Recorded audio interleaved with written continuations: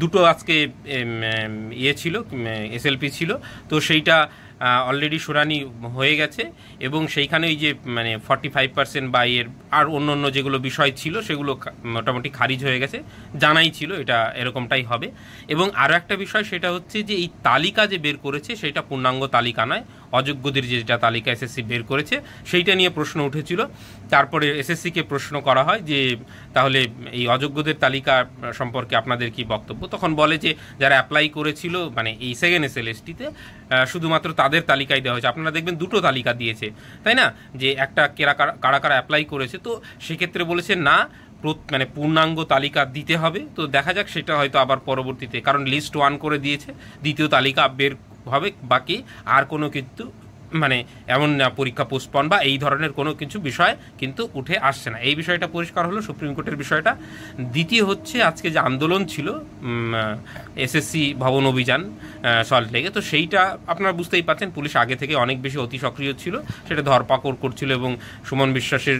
কে পুরো মেট্রো থেকেই আটকানোর চেষ্টা করা হয়েছে। পরবর্তী সময়ে হাইকোর্ট সেখানে হস্তক্ষেপ করে এবং তাকে আটক করা যাবে না, তো বিধাননগর থানার পুলিশ সেই ক্ষেত্রে আটক করেনি এবং হাইকোর্ট থেকেই সেটা নির্দেশ হয়েছে যে আন্দোলনের অর্ডার দেওয়া হয়নি বা অনুমতি দেওয়া হয়নি, কিন্তু 5 জন প্রতিনিধি এসএসসির যিনি চেয়ারম্যান তার সঙ্গে কিন্তু বৈঠক করবেন, হয়তো